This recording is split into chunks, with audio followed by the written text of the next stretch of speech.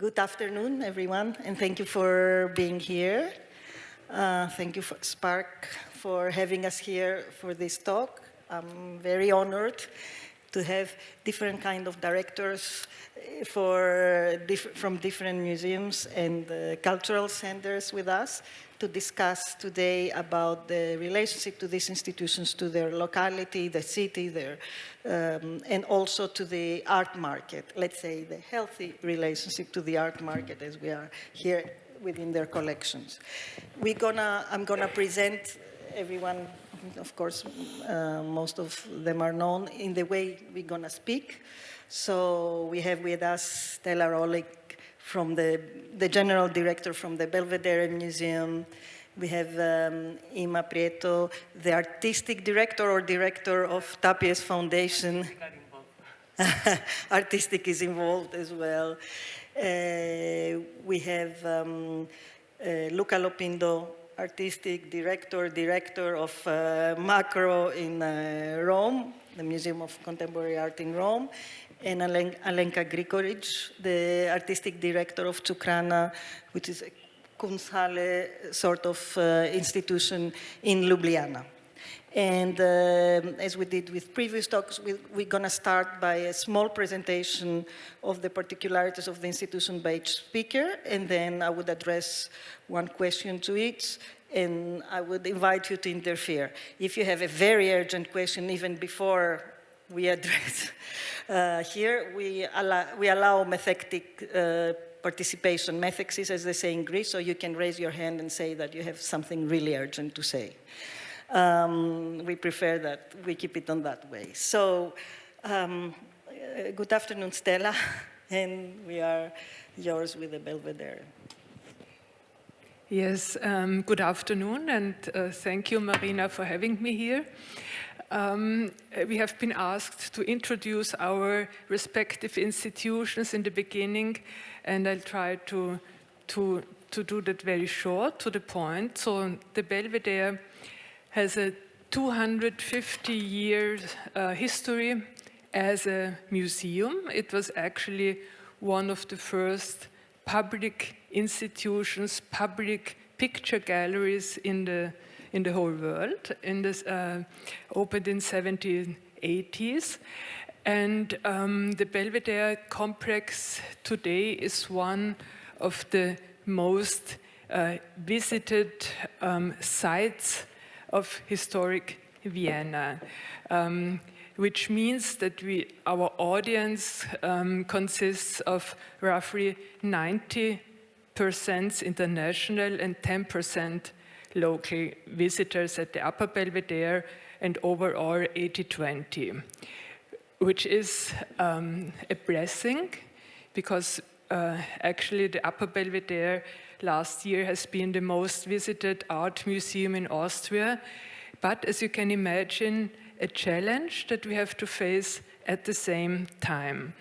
Our collection is focused on Austrian, or for that matter, Middle European art, beginning in the 13th century with Gothic art to the very contemporary. We are a collecting institution. The Belvedere has 3 venues. The Upper Belvedere is the Grand Palace where we show our collection.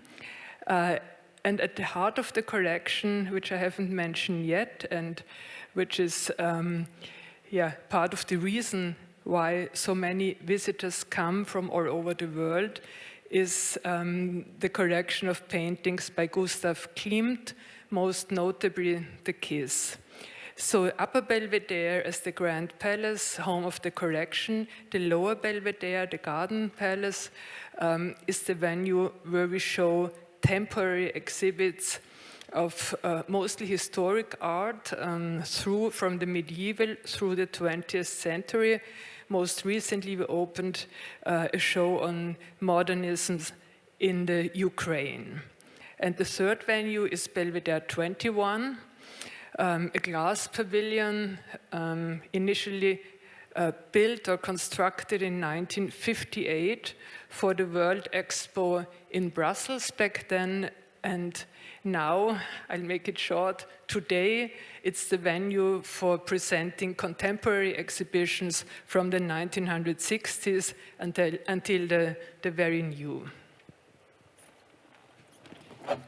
Thank you so much. And it was interesting to see the combination of all these different venues. Also, you stressed a bit, and then I will come back to this, about the audiences, and there are some interesting questions there that we can discuss about the audiences.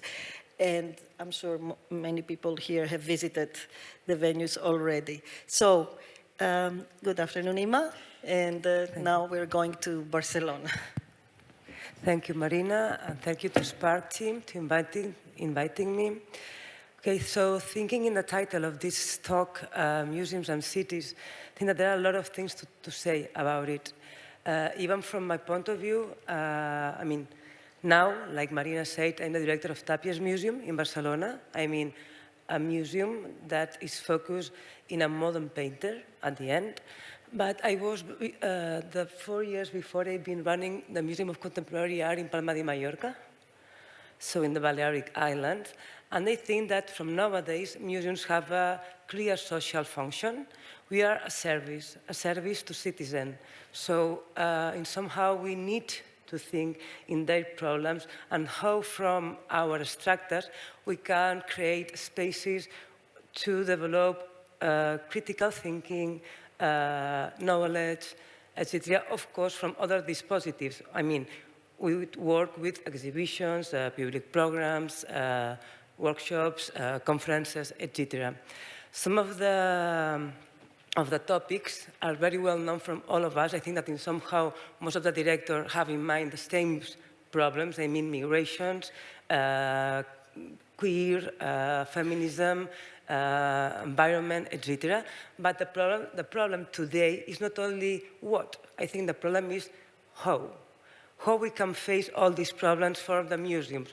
How can we be useful from citizens? And how can we include all the communities that take part of the city in our programs? Because in some moments, I think that the question is that we can talk about some of these problems, but at the end, most of the people that we are talking about are not coming to listen us. So we need to be attentive. I remember the last Congress of CIMA, the International Committee of Museums, and the topic was that especially, the attentive museum. We are in a very fragile moment, and we need to be able to hear society, to hear and to receive all these pulsions, all these beats that are living outside. In somehow, I think that city is always an alive organism. No? I mean, something that is alive is changing constantly. It's in constant transformation. So if museums, if we want real to be useful and to be connected with them, we need to accept our transformation, even if we work from a perspective that take in account a modernist painting. For that now, coming back to Tàpies, this year is very special for us because we are celebrating the 100th anniversary that Tàpies was born. And of course, it's a moment to ask ourselves, I mean, it's a moment to celebrate the past, of course, to celebrate his career. He has been an amazing painter, maybe one of the best of the second half of the 20th century, but it's also a moment to put some question to ourselves. And for that, we are trying to develop short established lines and not to think only about Tàpies. We want to think the present from Tàpies, from the images. I mean, for me, I mean, how to say it, Michelangelo or Goya can be contemporary, of course. And they are contemporary because they are a lot of connections with our present. So from this perspective, we can open new spaces to think together, to develop or to put in the center some of the issues that are urgency in our days. I don't go to go further, but this is my point of view from museums and the city. Yeah. Thank you. Thank you, Imma. And also, interesting to hear how the city, in its Platonic sense of polis, like the citizens, the conglomerate of citizens is an alive organism, and somehow we have to take these transformations in mind. So that was an interesting point. Also, when you went to Tàpies, how having a collection, as we were discussing, of a important male artist, and I know Luca will say this is fashionable, the male-female thing, but thank God it became fashionable eventually, and we can now advocate it in every other second. How this collection also reflects, Tàpies' collection reflects the citizens, so we can think together with the artists you mentioned and many more other that are not that known as Goya or Michelangelo or Tàpies. So that's some questions that I'm going to come back with. And good afternoon, Luca. And now we are going to Rome. Yeah. So I've been the director of Macro, which is a city-funded museum of contemporary art, which has been founded at the end of the 90s, so it's a kind of baby museum. Let's say in his late, he's not a teenager anymore. He's like a young adult, and also, I would say in Europe, but even in Europe, the contemporary museums they have quite a also recent history, because in Italy, Rivoli is the first museum, has been founded in 84, Pompidou 77, and Macro, unfortunately, the dysfunctionality of the architecture is mirrored by the dysfunctionality of the politics that has been kind of fueled this museum over the years. And just to say that it's a museum that has been subjected to many changes. The status quo is that the collection and the building is owned by Soprintendenza di Roma, which is a in-house entity of the municipality, which is in charge of controlling many institutions, while the management is run by another in-house entity. And sounds kind of a boring thing, but is also quite revelatory of the precariousness of cultural institutions sometimes. I would say this is one of the worst cases. Nonetheless, I think any cultural devices, being like magazines, publishing houses, museums, clubs, you can decide to use it, and I agree that is about not only the what, but it's more about how you engage with these things. And so I personally, in this, since when I started, I decided exactly because the identity was so fragile, there were many limitations in terms of budget, architecture, and so on, to do something slightly different. And so by questioning what a museum is today, what that specific museum is, I decided to transform the whole museum into a kind of durational exhibition project. And so the museum became a kind of meta-museums, producing many exhibitions, playing a lot with different formats, and being the architecture, being the body of this museum, very rhizomatic, I would say, is kind of a cool word.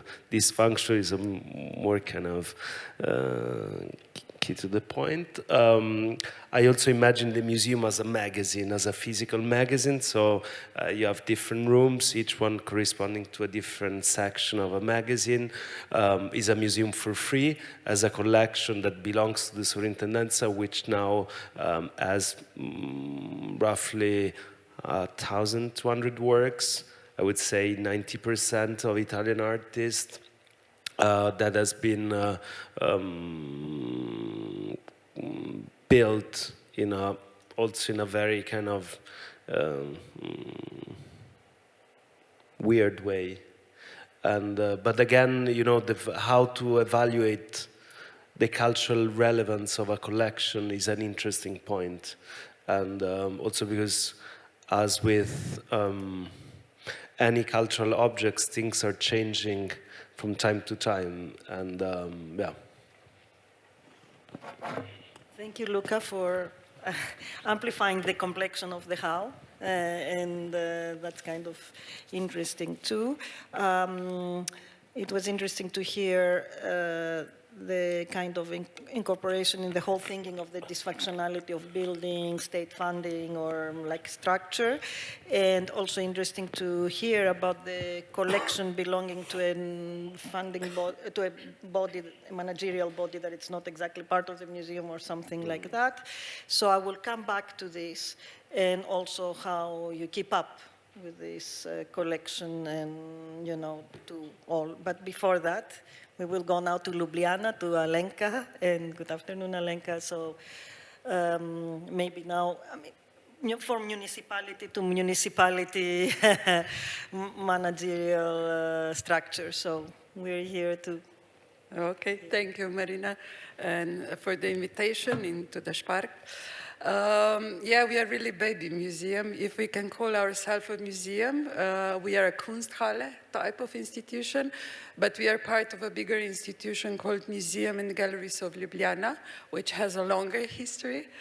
When I was invited by Blaž Pršin, our general director, to think about the future of the institution, which had no history, like the house itself had a really, really important and dark also history that we all somehow knew about. We had to learn about in school, but there was no program history, no art history in that sense. So I didn't study the museums around. I knew the structure in Slovenia. I know quite well the structure around. But I went into a particular topic to study artist museums. Because when I did a show with Zuzana Milewska in 2015 about institutional critique in Eastern Europe, we also had it, although the system was different. Also the critique had a different path. And I realized in ex-Yugoslavia there was a lot of museums which were established and run by artists. Mostly in Serbia, were established in the 90s, but also in Croatia and Slovenia. So I kind of digged into this topic and trying to understand why artists would kind of establish their own collections, museums, and the whole system around it. And of course, it's a different working of the museum. These museums are deeply personal. These museums are very sentimental also, most of them. But it was kind of a feeling that I thought I should research better. So just to name few, for example, you have Anti Museum, which was established already in the 70s in Croatia, or you have Inner Museum, or Rabbit Museum, Childhood Museum, Parasite Museum. So a lot of these kind of institutions. And I started to research what's the dependence of this museum towards other institutions and the institutional framework in the countries, which of course in the 90s became different countries under different flags, under different systems and politics. So this was for me kind of a really good challenge to see how they dealt with the question of the role of the museum, of how the museum is open, what's the role of the museum, what the museum should establish, which kind of role should it play in a society. You can imagine most of them, they were struggling to open it, they were doing everything by themselves, and some of them became even heritage, so they became part of the bigger state narratives. So that's how I started to think about the term interdependence. So how the different workings of the system would kind of link to each other to make something happen or to make something working in a positive or good direction. And when I was invited 2 years before we started to renovate the building, this was kind of the cases that I took over and started to implement on the future idea of the institution. So we invited different groups that would kind of be our, I would say not echo, but they would bring echo to us. They would tell us what the system is lacking, mostly, of course, artists. It was 5 groups for visual art, intermedia art, performances, music, sound, mediation, and so on. And in each of them, we had at least 2 artists. And then we have people from non-governmental institutions and from public institutions. So they were our public voice. They would tell us the expectations of new institution. They would tell us what they think it's lacking in our system. Of course, they were criticizing also a lot, and this is necessary, especially now when we are open for 2.5 years to hear their voices. So yeah, Luca, we are super baby institution. Actually, we were not born yet. So this was kind of the modus operandi for thinking about programming the institution, and we kept it through our programming all the time. So we do a lot of different programs as a typical, I would say, open-minded Kunsthalle type. And of course, we do the core program, which is exhibition making, but we do a lot of events in connection with the local scene. Mostly, we work a lot with non-governmental organizations, especially with ones doing great programs, but they don't have their own spaces, they don't have their own maybe budgets also. So we kind of decided that we want to be an open institution as much as we can. Of course, there are limits. We talk openness, but then immediately we come to certain limits. And of course, we try to be a production center also. So not only to present art, but also to produce it. Not only, again, in the sense of production coming in with budget, with money, but also to work with artists that would kind of develop with us the idea, the project, that would, in one way or another, maybe connect to the history of the house, to what we do within the program policies. So it's kind of more, as you said, that we see it as a live structure where everybody who comes in brings a certain part to make a good cake out of it. And this, of course, means a lot of negotiations, a lot of talks, discussions. But I would say how we see the public is accepting the institution and the numbers, which of course we cannot compare to probably the ones, not at all that Stella would say, but still somehow institution was accepted, and this is kind of our way of working to really open institution and to do different interdependencies between different actors on the scene. Thank you very much, Alenka. It was wonderful to have a very old, maybe the first kind of a museum institutions, a kind of a young adult, a baby, you know, all these different phases, because as we see as you put it, Imma, how also in practical and conceptual terms is quite important and different according to the age of the institution. How we make things, how we sustain things, how we collaborate.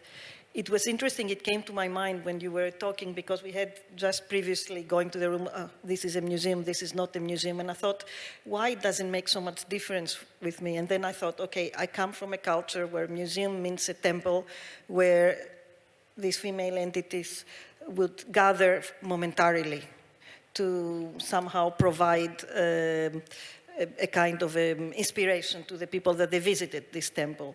So that's an older how, but it's also always different. So for me, if you see museums in the city, it means a place where art, somehow an inspiration is happening or provoked or demonstrated. It's also a gathering place.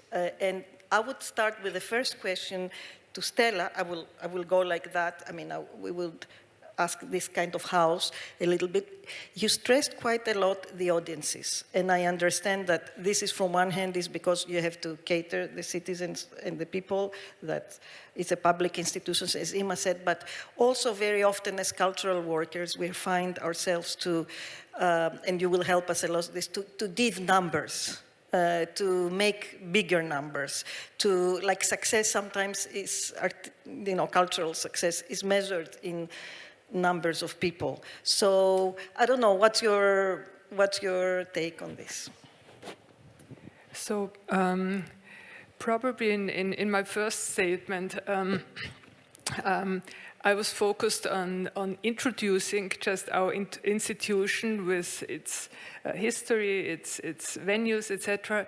But I haven't been going into our program so far. So what's crucial is that we, and that means the entire team of the Belvedere, but especially the group of the curators, the art educators, the communication team, we very much address our way of working and our audience and our collaborators, very important for that matter, with the same spirit.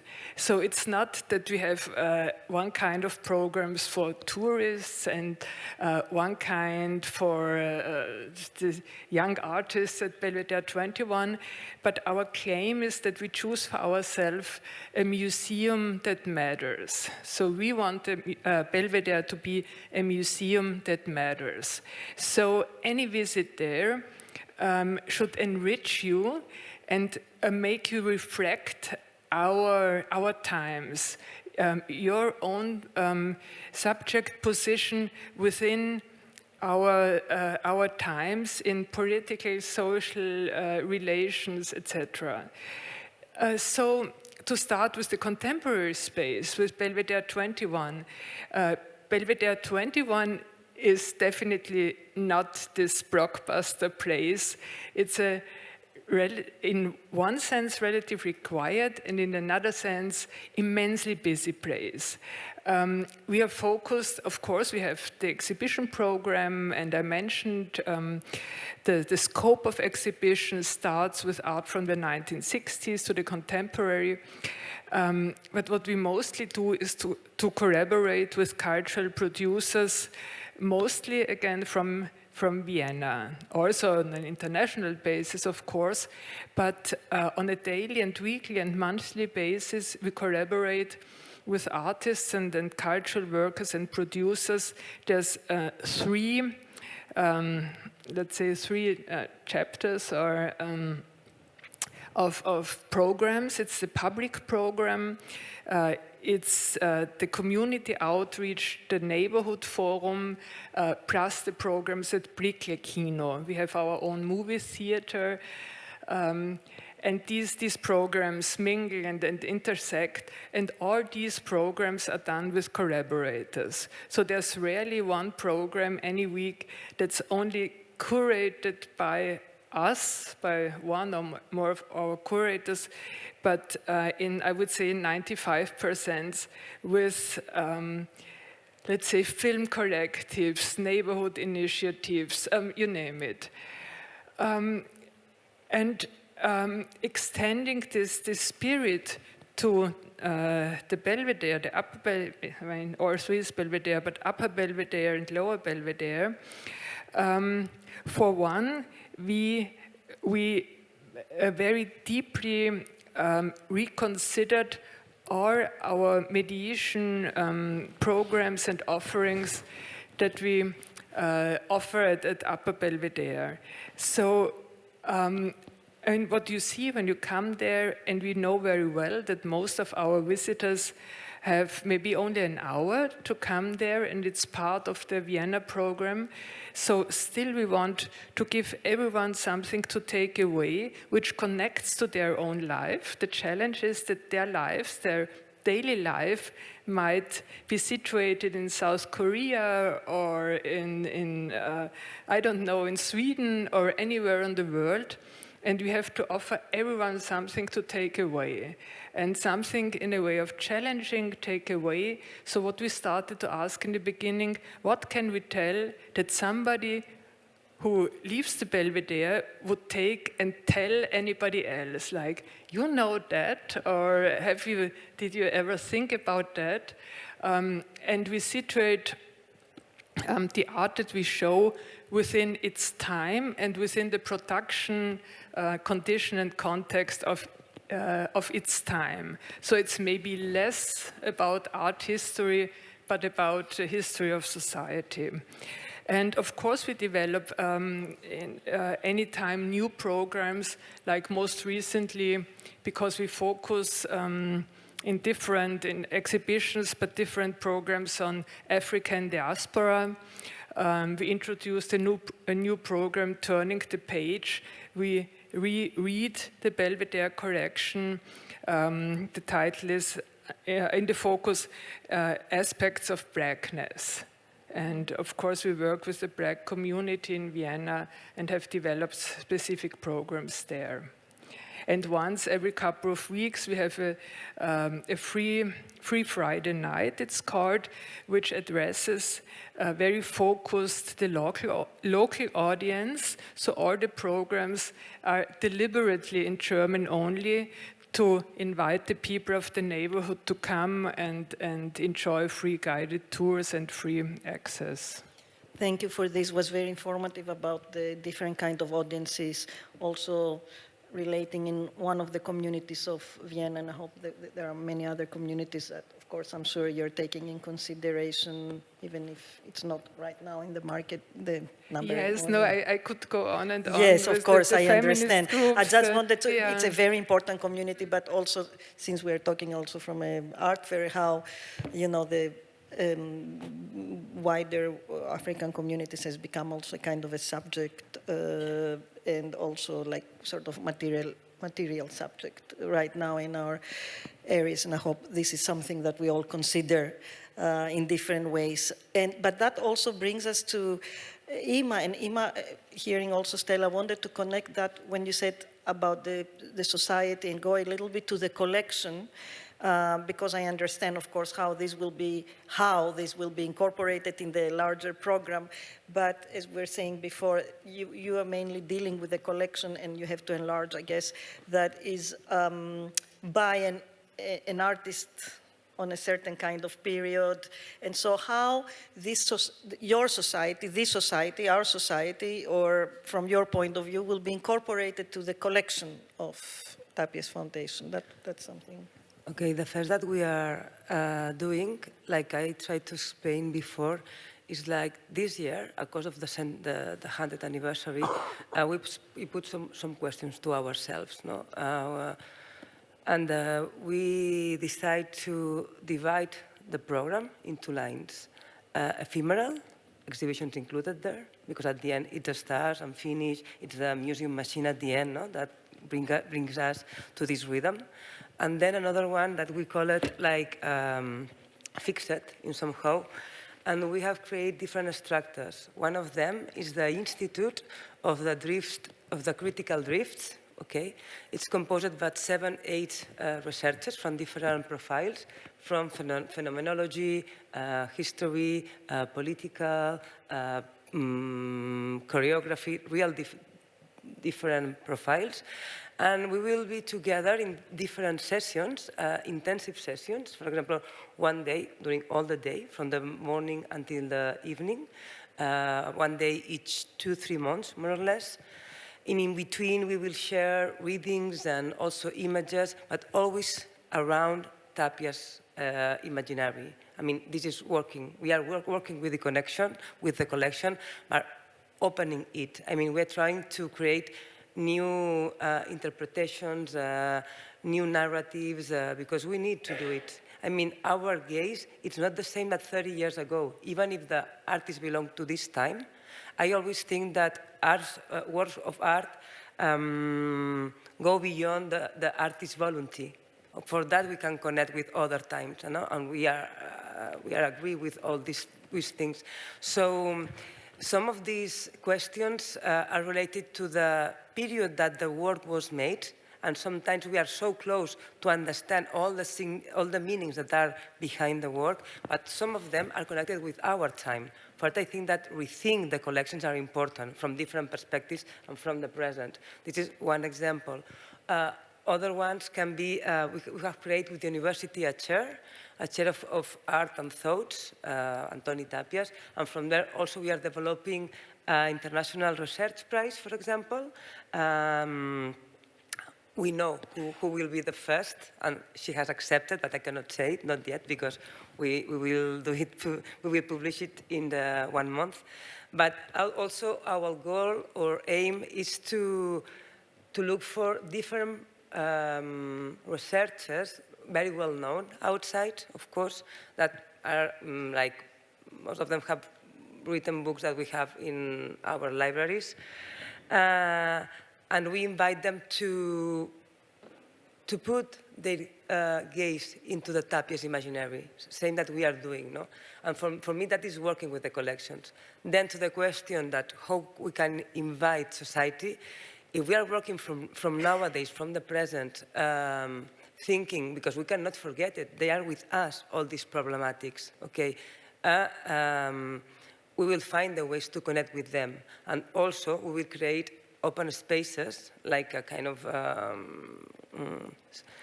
not like this one, because we don't want that somebody talk. In fact, this group of the Institute of the Critical Drifts, sorry, is without public. I mean, it's not hermetic, but it will be several different researchers seated around the table. And if somebody can to join us, can do it, but he will be invited and will be in the same position than us. So people can be with us, rethinking and looking at together, etc. And also we will create when, we want to wait 1-2 years that the Institute will be going on, and then we will create other public spaces where some parts of the city, of citizens, can join us and discuss together, no, some of these new ideas or new narratives. And last thing, I think that we are doing that with Tàpies, but I think it's my point of view also that we can do it, or we should do it with any artist. I mean, Picasso, Miró, or even from a general collection. I was before in the Museum of Contemporary Art, because I think that nowadays we are really in a moment that we need to question genealogies. I mean, we need new perspective to look into the history, in art history, but also the history. So from the collections, it's very interesting to do it, because at the end, it's an heritage, no, that we have fixed in through image and in the objects. And yes. And you keep collecting? You still buy the institution? Yeah, it's very difficult, as you can imagine. I mean, last Arco Fair, no, 2 weeks ago, I think, like it's the 100th anniversary, like 6-7 galleries had Tàpies in the fair. One of them had a very important one, and it was sold by 1.05 million. So to collect it, you don't keep collecting like other artists, but Tàpies? No.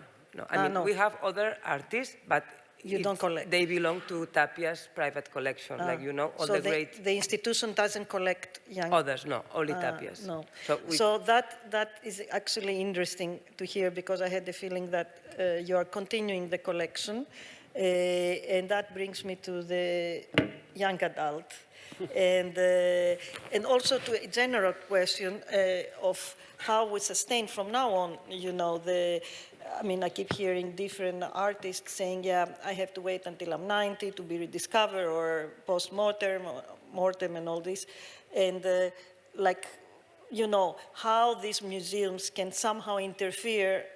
I mean, they don't have always the funds, but somehow can facilitate the artistic production and the sustainability of the lives of artists. And, you know, collection, and what do you do with the young adults? Okay. Yeah. So that's another question, because the first one is quite complex and quite interesting, because often you have in museums organizing shows of artists that have been not really considered part of the main history, and thanks to the visibility and the research made by public museums with public money, then they go in the hands of big private galleries. They're making millions with the research done by public museums.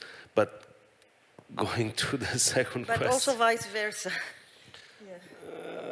Yeah, then you have also many museums that are doing shows paid by galleries, and yeah, I mean, which is not healthy. And talking about, so the question is about the collecting modalities of younger adults, like how a museum I mean, can help. basically, I don't have a budget for the acquisition. So also it's a problem when we talk about museums, contemporary museums, we tend to refer to the exceptions, so to the 3% of contemporary museums. The rest are really like, they are struggling in terms of budget. So you have to, but this could lead to also different like strategies or modalities. So in our case, I decided to use part of the budget of the program of exhibitions, which is 700,000 euros has been for the last 3 years. This year we got a cut of 100, so it's 600,000. And so one of the section of this magazine of the museum is focused on the collection, and is on one end is looking at the actual collection of these 1,000 works, but thinking locally, but also globally, or like more like in a more kind of broader way. Because I've been always quite fascinating reading numbers of like big public museums like Met. They have, I don't know, 5 million objects. They show the 3% of what they have. Plus, often there are some cultural artifacts like old manuscripts. They cannot see even like light because they will disappear. So I'm very fascinated by the idea of how these objects that has been taking care for years, sometimes centuries, how do they affect our cultural knowledge? So often there are images, and especially now with the ongoing process of digitalization, which is also another kind of, is also a luxury. You need money, I mean, to digitize and to provide a proper kind of digital accessibility of things. They could cost, I don't know, 1 million, 2 million. It depends, of course, on the number of works you have. So it's interesting that also like artworks, thinking of collectors, they mainly buy through JPEGs. They don't see art for real often. And the same with, I mean, being our culture mainly mediated through images, this is also what's happening with exhibitions and collections. So I was fascinated by the idea that most of the life of these objects is spent in the storage. And the storage of the museum storage are kind of sort of special places, because everyone kind of fantasize about the way they are. Also, museums, they have to expand, but the storage of the museum, the classic storage or the former storage is still the same, and that's why you have to expand, renting out new storages. So there is all economy that again brings back to the idea that becomes kind of a capitalist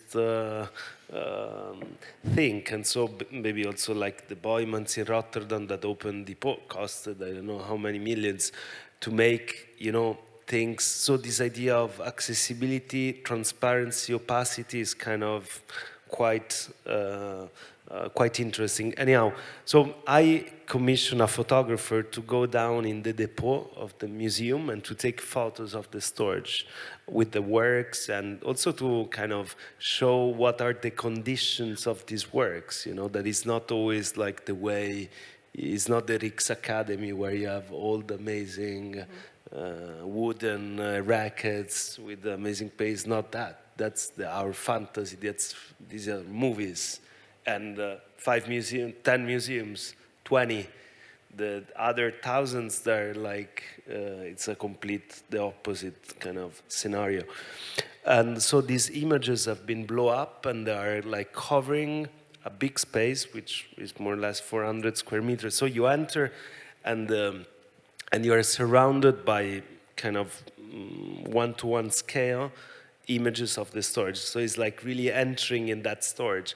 But then these images are kind of function as a sort of huge desktop on top of which we are installing works, physical works of young Italian artists. I decided to focus on Italian artists, not to provide any form of kind of identity, nationalism, of course, nothing of that, but more to give an opportunity to young artists to show their work, to also because, you know, again, this kind of FRAC, Kunsthalle, Kunstverein, and so on, is something that belongs to the Mittel Europe, not to Italy, unfortunately. So there is between when you study and you open your own space and the museum and the gallery, there is nothing in between.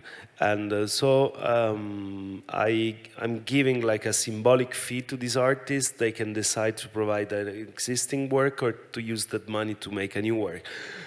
So the result is a kind of hybrid between the making of a collection and a kind of group exhibitions, because most of the works are new and they are like, is a process, is something ongoing. So things are, is a layering of things, very different. And I like when there is no something coming from the top, but are the works per se, when it's like doing a magazine without deciding a priori the number of pages, but the number of pages are given by the content. So if you want to write 50 pages, you can do it. If you want to write one, it's fine. Yeah. And so instead of giving like slots.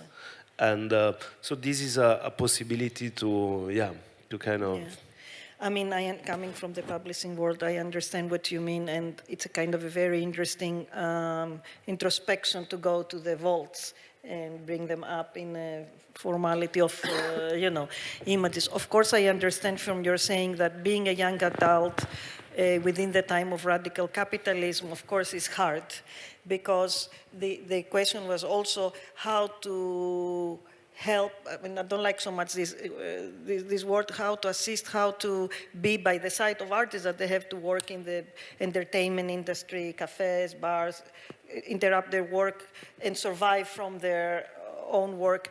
And of course, there are discrepancies between institutions. I mean, 600,000 per year, when another institution have 500,000 to spend in an art fair and buy younger Spanish artists or other artists, which is actually something that it's extremely valid. So I'm going to insist in the question, how can we But the Marvel movie that costs 150 million is not better than but Leos Carax. Yeah, but I'm not saying about the price of the artists, because there is speculation. So I'm not going to go to the speculative aspect of the market, but I'm going to go how important it is that some artists can make some money from their work instead of working quite literally in bars and restaurants, which is very distracting if you are an artist. So that's where I'm going now, to an institution without a collection that can help from another situation, although we really hope that all these institutions, or the institutions that can also, through an art market or a fair like that it's maybe somehow, and I don't want to go to specific things. There was some sales to people that they needed, to people that they didn't need it. But, you know, can somehow, although we hope on this, let's see how we do when we don't have a collection. When we don't have a collection and when we don't have an art market, you know, that's definitely the case in our region. It's kind of still in progress, and I don't know when this progress will stop. Or when do we get to the point that we can have the developed art market? But that's another case. But we try with not to give symbolic fees, but to give proper fees. That's the first thing that we do. So at least for the period of time when the artists are working with us or for us, they maybe don't need to do 3 other jobs to pay electricity bill. For sure, we try to do that. And also with the production, we try to give decent amounts. So I'm mostly asking asking colleagues around. Of course, you cannot compare standards of different countries, but still to go over the standard in our country and kind of with this help with the production, and then we don't claim any money back from selling. So for us, it doesn't matter what happens to the work. It's artist work, they can do, they can sell it. I hope they do, I hope they earn money. So that's the way we go, because not only to Slovene, we work with all artists the same. The fees are the same for everybody, young, old, it doesn't matter. And the production fees are the same. Established artists or not. Actually, with established, we try to go lower.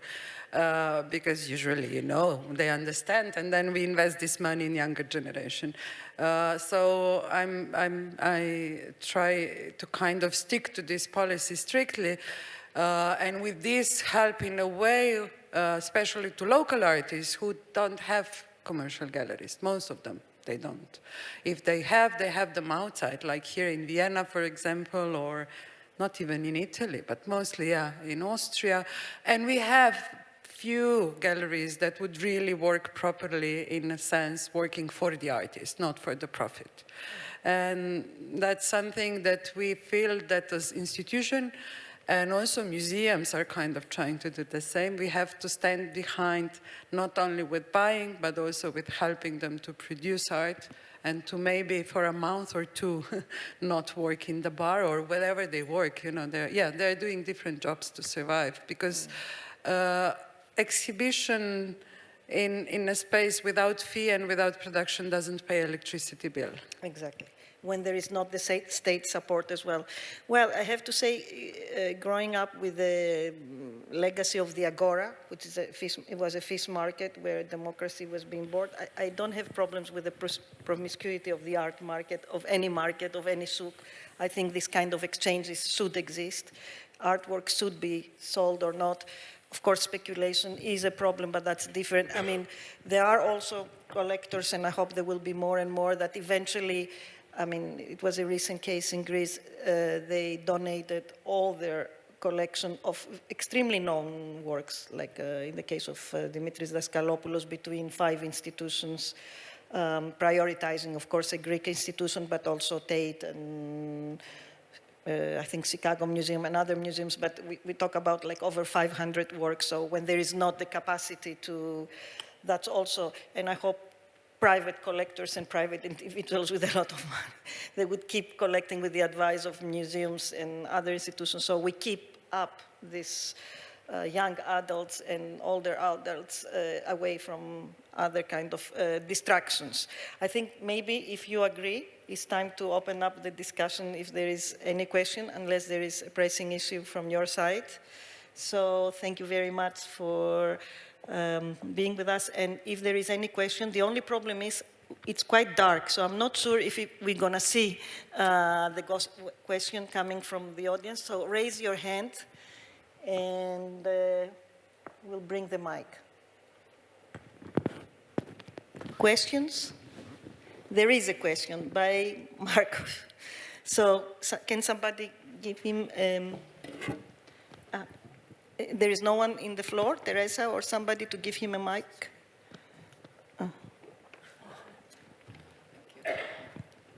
Maybe who is videoing the talk? You can give a mic. Thank you very much for the conversation and introduction on museums and institutions. I would be interested to hear from each representative from the museums, what is the artist fee, usual artist fee that is given to artists, and what are the usual production costs that is given to an artist. Let's say if we can organize this question in terms of production, of course, this can vary depending on artworks, but let's say for solo exhibition, what would be artist fee and production costs? Cool. Yeah. This is a question for everybody. Thanks. But it always depends with a solo show or collective. This is the first thing. And then, of course, the scale of the project. It's also important to understand if it's just, I mean, if you are producing a new project, a huge one, or if you are maybe preparing a retrospective, it depends also, this kind of facts in our case.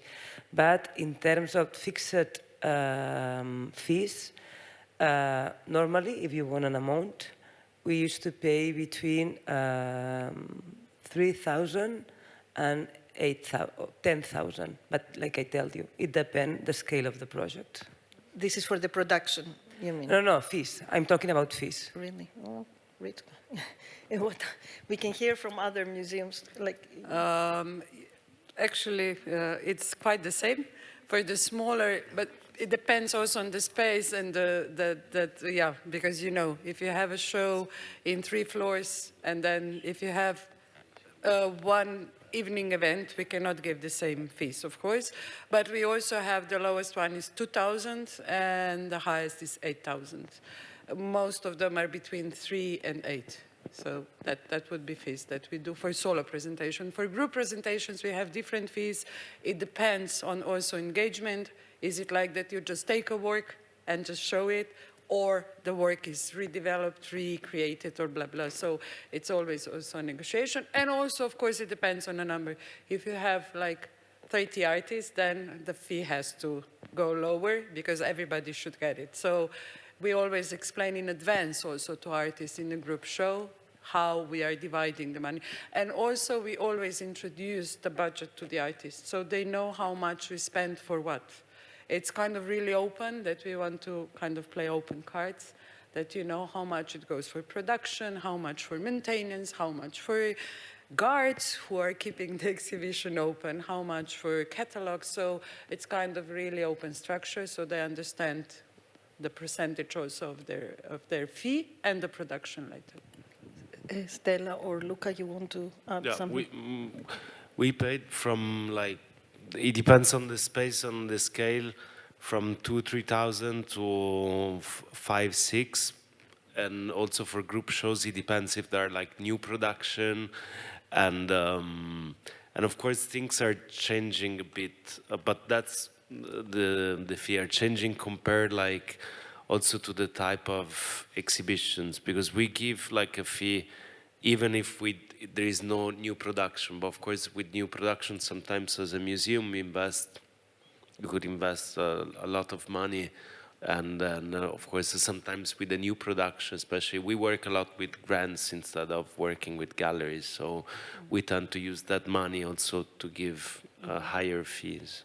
So this is on top of your annual budget that you just told us is just No, we take from, you know, that's the same of the basket with money is the same. Yeah. It's not a there is nothing on top. Yeah. And And Stella, you have? So the Belvedere, our artist's fee for a solo exhibition is 10,000 euro, and then there are different categories that go down to a couple of €100, but that's just a screening fee, for example, for a program at Prieto Kino. Still, every artist who shows their work there gets a screening fee without any further involvement. So 10,000 would be the highest. And with almost every exhibition or project with a contemporary or let's say a living artist, an artist we work with, we do produce new works. And in most cases, we aim to also purchase the work later. So we would pay the regular market price, deducting, of course, the production investment, but so secure it for the correction. Yeah.